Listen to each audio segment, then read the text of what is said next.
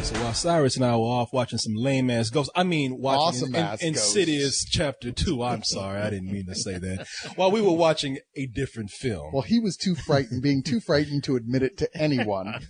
Yeah, I was frightened to go see another movie I would hate. But anyway. I'm a man. I don't get scared by no stupid ghosts. Anyway, we were watching a different film in a different theater. Yeah. You two were watching this movie, The Family. Well, see, while you sad sacks were watching some lame-ass horror movie, the co-host and I went to see our boy Robert De Niro. That's right. Bobby D.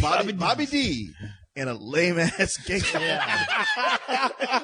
I knew that you were going to say that. Yeah, I saw it coming, man. You know what you I do? wasn't trying to hide it. No. I'm going to say this so you don't have to show that you're lying anymore so you can get away with it. You can cover it up. Whenever you start to lie and not tell the truth, or you about to make a joke and you getting ready to do that punchline, well, you work that collar like Rodney James. Man. You ain't even got no tie. You know? He get no respect. He get no respect, not even from these movies. Yeah, right. Apparently, neither does Robert De Niro. Robert De Niro needs to be doing that more. Poor Robert De Niro. I don't get no man. respect. That guy's career has really Again. taken a turn for the meh. Yeah, yeah. Because I have to Every admit, time you count him out, he'll come back and do something good. That's and that's the true. thing. I mean, and because he did something good, which was Silver Lining Playbook. Yeah. I mean, I know we were both in the theater, just hoping to God that, man, maybe this will be another good one. I heard some another things, notch in his co-host. belt. Okay, as far as what it's about, let me see if I can do this. Basically, this is a family that's in the witness protection program.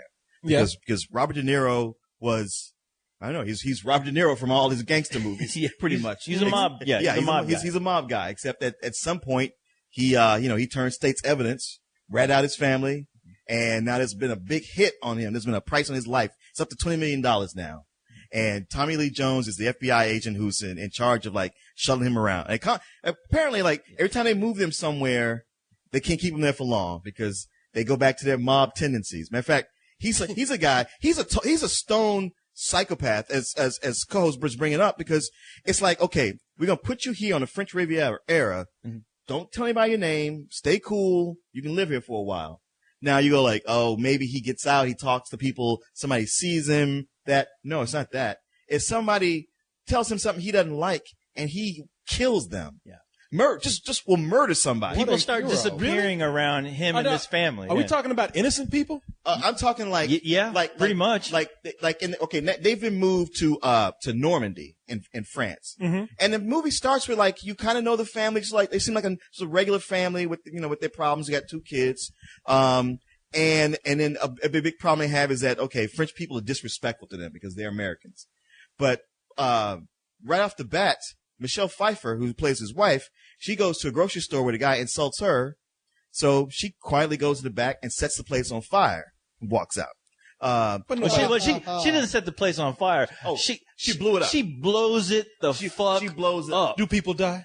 Oh yeah. Oh, not right there, but people die all through this movie. Yeah. No.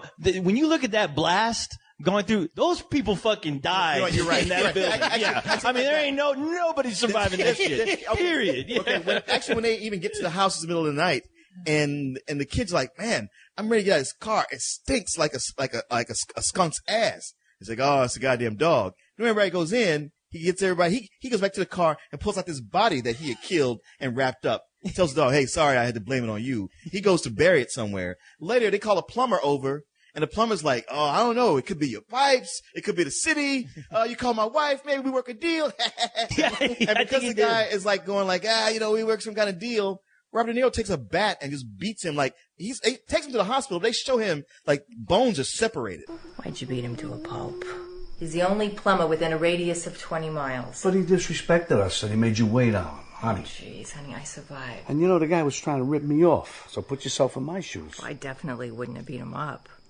I mean, who's going to fix the pipes now? Well, who's going to rebuild the supermarket that burned down the day we got here? Huh?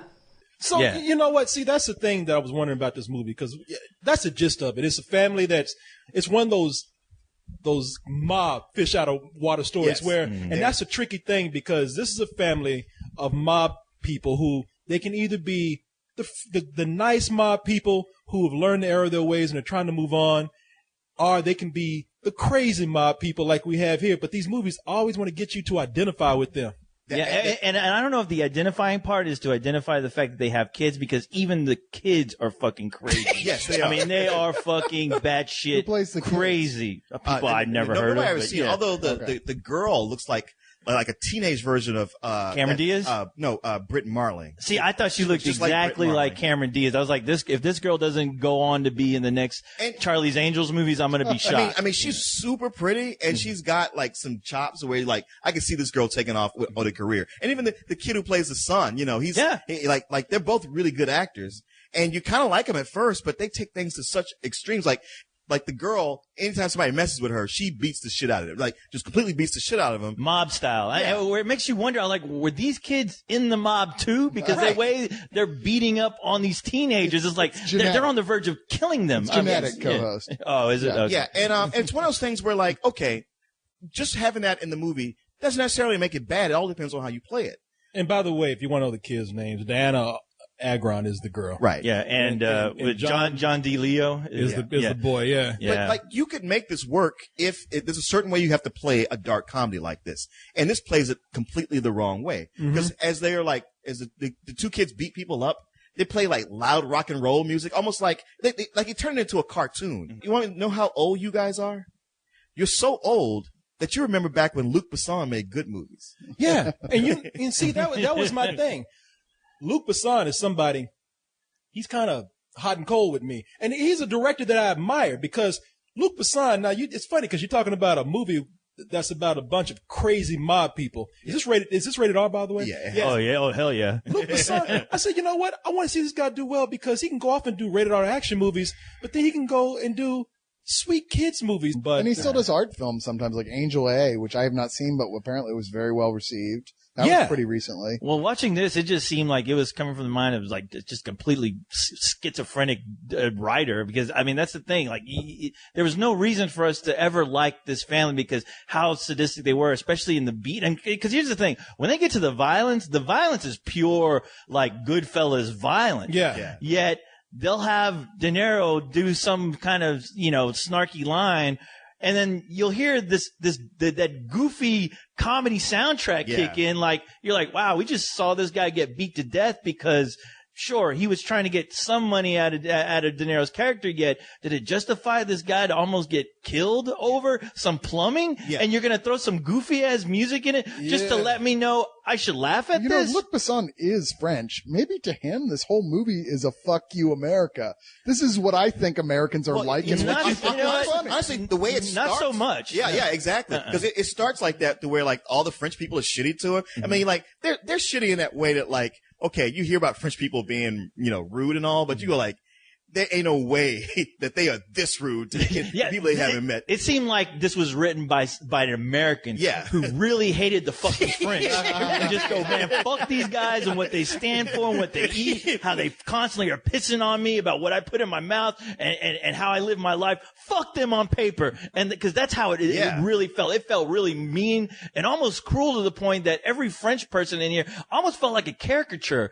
Well, you know what? I'm sorry. I take that back. Not just the French, but even the mob in this movie. The mob in this movie felt like all cartoon gangsters. They look like they were straight out of Dick Tracy. Yes. I mean, I kid you not. These are old guys with like the fedoras, the long trench coats. I mean, even to the point where their chins were connected to their shoulders, like looking around like, tell me I got at least one. Hey, Muggsy. Hey, Muggsy. Yeah, they all were called Muggsy. It was just short of that. It really was. It was so bad. Flat top. I'm a little baffled as well by the government paid for a witness protection guy to live on the French Riviera. Where do I turn state's evidence? It's hard. I turn in all you guys for that shit. It's hard to divine this from the movie, but what I got was like, one of De Niro's buddies like became a political bigwig, and it's kind of like scared of him. Like, I don't want him to say too much about that we were involved. So go ahead and take care of him. Make sure you watch him. And Tommy Lee Jones is like,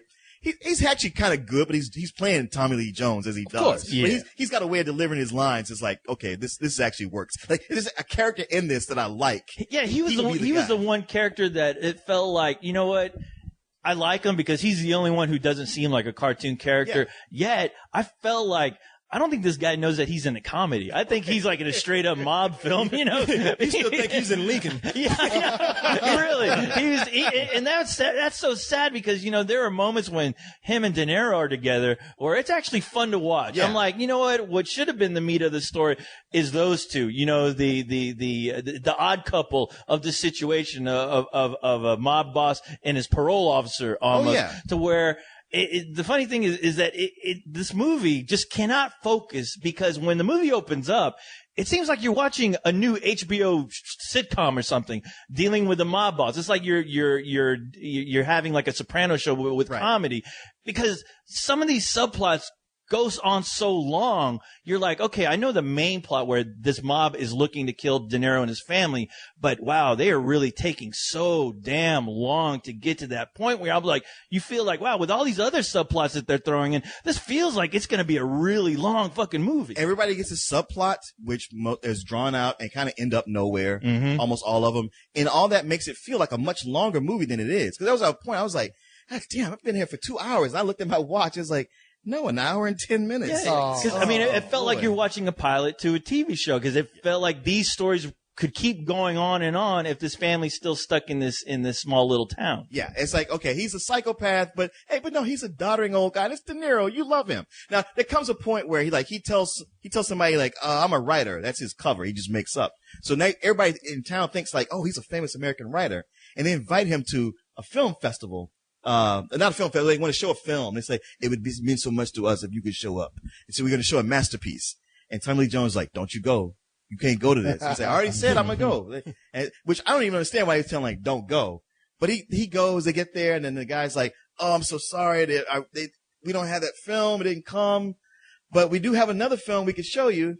If you want to sit for it. Now, can you guys guess what that film might be? The Godfather. Oh, you're close. Pretty Godfather close. Part 2. Something that Goodfellas. There you go. Ding ding ding ding ding ding ding ding ding. And I was. What do I win?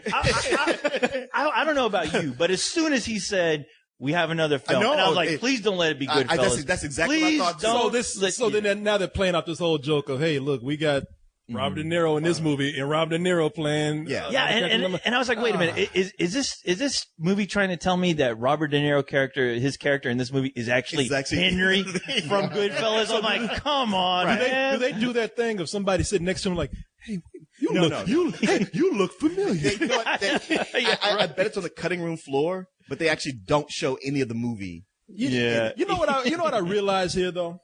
One of the things that works about these kind of mob movies where they want to make them funny, you know, they almost protect the audience. They get all the dirty stuff out the way. By the time we see these guys, we know that they've killed people. Oh yeah. We know that they've done bad things to people, but that's in the past and we don't have to see it. Right. This movie makes a mistake of making you look at all the shit that they do. And as an audience, from what you guys are saying, I kind of realize we don't want to see that shit. If we want to like these characters, we want to kind of brush that bad stuff to the side. Right. I mean, it would have worked better if, like, you know, you realize that De Niro just took care of the bad guys, you know, when he was a mob guy. You know, usually those guys are killing other mobsters. Sure, that would have worked, but like the Dexter of mobsters. Well, but exactly. I mean, that's something. Just a serial killer. That's something you can easily justify to yourself, going, yeah, the guy did what he had to do because, you know, he's trying to survive, he's trying to keep his family safe. Yet when he's interacting with normal people and then almost pretty much killing them. Yeah. He drags, was it the mayor? So he drags behind his car just because he's trying to get this water plant to stop shooting out brown water. And the guy's like, I'd like to meet with you, but I got another meeting. I don't have time. And De Niro drags him behind his car. Yeah, De Niro is playing it so straight. I mean, you see De Niro, he's like, fuck. I mean, it's scary. It's scary. This is a movie you only recommend to your friends who watch Fox News religiously and hate the French. It's just one of these things where, like, look, you have an unlikable crew here. I mean, if you played it like the Addams Family, okay, maybe. But the way they're trying to do it, they're trying to have it both ways, and it doesn't work. And even there's a sloppy montage of De Niro saying, "I'm gonna give you the 10 reasons why I'm a good guy." And these scenes don't at all explain what he's saying, and none of it even makes any sense. You're like, no, you're still an asshole. So what would you give this movie then? Man, honestly, I was so close to, like, when I saw the name Luc Besson, I was like, I ought to give it some old bullshit on general principle. But because, like, really, like, the big shootouts, which you think, okay, Luc Besson, he made La Femme Nikita. Mm-hmm. This is where he's going to shine. No, it's actually pretty terribly shot. But at the same time, there were those things here and there that I was like, all right, that I like. And there's a good movie that could have been made. All through it, you see where a good movie could have been made, and they just pass it up. I just give it a very low rental. By the way, that movie was called Arthur and the Invisibles. Yeah. He made He made that. Oh, yeah.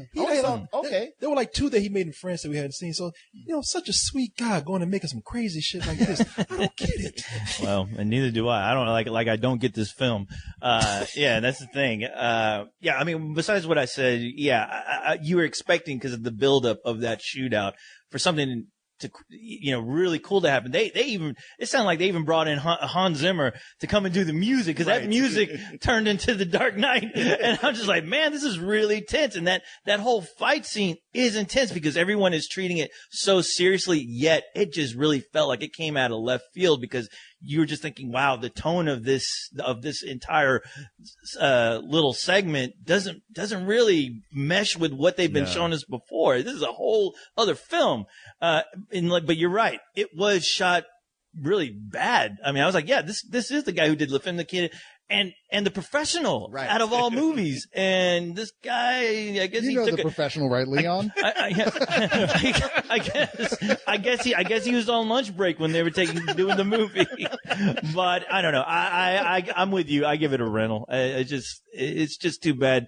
Yeah, Robert. Oh man, Robert De Niro, please. That's the thing, man. On paper, every comedy looks funny. Yeah. You just don't know what's Well, they got you to somebody. Like I'm reading the script of Bullwinkle 2 right now. It's hilarious, man.